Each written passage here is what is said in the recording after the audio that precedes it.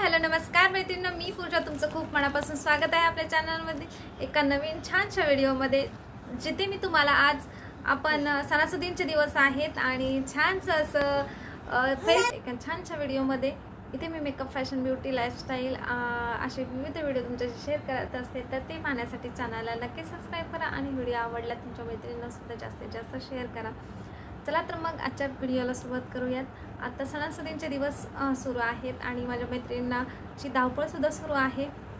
तर त्यासाठी त्यांना झटपट एकदम घरच्या घरी, पार्लरमध्ये न जाता घरच्या घरी क्लिन्झिंग म्हणजेच थोडक्यात क्लीनअप, फेशियल घरच्या घरी कसं करायचं, जे घरातल्या किचनमधल्याच काही वस्तू वापरूनही आपण छानसं असं क्लिन्झिंग फेशियल नक्कीच करू शकतो आणि तुमचा वेळही नक्की वाचेल. ह्यासाठी तुम्हाला एक्स्ट्राचा वेळ देण्याची अजिबात गरज नाही आहे. तुम्ही एकदम 5 ते 10 मिनटामध्ये ह्या ज्या वस्तू आहेत त्या आपल्या घरातीलच किचनमधल्याच ज्या वस्तू आहेत त्या वापरून तुम्ही छानसं असं फेशियल क्लीनअप घरच्या घरी करू शकता. त्यासाठी तुम्हाला बाजारात महागडे फेशियल वापरण्याची अजिबात गरज नाही आहे. त्यासाठी कोणत्या गोष्टी आहेत हे वेळ न घालवता चला तर मग झटपट सुरुवात करूया आजच्या व्हिडिओला. आपण क्लिन्झिंग करतो फेशियलसाठी, बाहेर मार्केटमध्ये खूप सारे फेशियल आहेत, परंतु त्यांचा प्रत्येकाच्या स्किननुसार आता वेगवेगळा परिणाम होत असतो. तर तो कसा होतो तो न होऊ देता, आपल्या स्किनला रॅशेस वगैरे अजिबात पडू न देता छानसं असं क्लीनअप घरच्या घरी करू शकतो. तर हो, नक्कीच करू शकतो. तर त्यासाठी आपल्याला आपल्या टॅनिंग म्हणू शकता आपण, आपल्या जे चेहऱ्यावरचं टॅनिंग आहे हे कशामुळं होतं.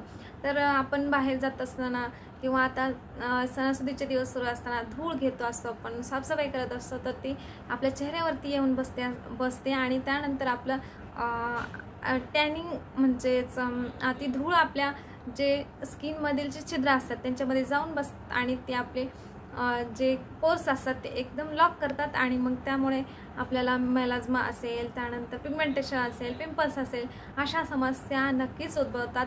तर त्यासाठी हे क्लीनअप जर तुम्ही केलं तर खूप छान असा इफेक्टिव्ह तुमच्या चेहऱ्यावरती नक्की जाणवेल आणि तुम्ही छान एकदम ग्लोईंग आणि नित्तर स्किन तुम्हाला नक्कीच भेटेल. तर त्यासाठी फर्स्ट स्टेप आहे ते म्हणजे क्लिन्झिंग. तर क्लिन्झिंग करण्यासाठी काय करायचं आहे, तर छान असं मस्त आपल्याला क्लिन्झिंग करण्यासाठी काय करायचं आहे, तर छान असं मस्त मध घ्यायचं आहे. त्यानंतर त्यामध्ये तांदळाचं पीठ 2 चमचे टाकायचं आहे. त्यानंतर त्यामध्ये थोडंसं ऑइल मिक्स करायचं आहे. ही पेस्ट छान अशी मिक्स करायची आहे.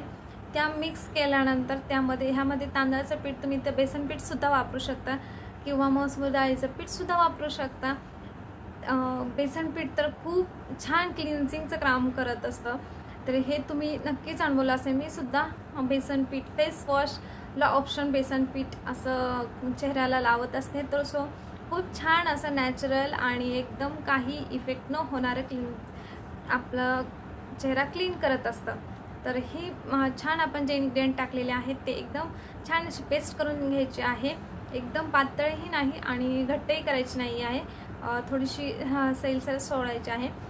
तर ती पेस्ट झाल्यानंतर ती आपल्या चेहऱ्यावरती लावून घ्यायची आहे. छान हळूवारपणे मसाज करायचे आहे. आता मसाजचे डायरेक्शन कशा असल्या पाहिजे हे दुसऱ्या व्हिडिओमध्ये नक्की आहे, तुम्ही पाहू शकता.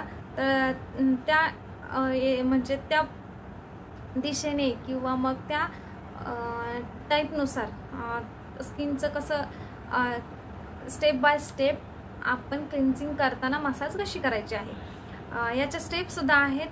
त्या पद्धतीने तुम्ही तुमचं छान असं क्लिन्झिंग करायचं आहे. ते 10 ते 15 मिनटं केल्यानंतर छान असं ते आपल्या चेहऱ्यामध्ये मुरणार आहे आणि चेहरा असा सोडायचा नाही आहे. त्यानंतर ते पुसून काढायचं आहे किंवा मग चेहरा वॉशसुद्धा करू शकता. आणि ह्यानंतर छान असं स्क्रब करण्यासाठी तुम्हाला लागणार आहे ते म्हणजे एक टोमॅटो अर्धा कापलेला.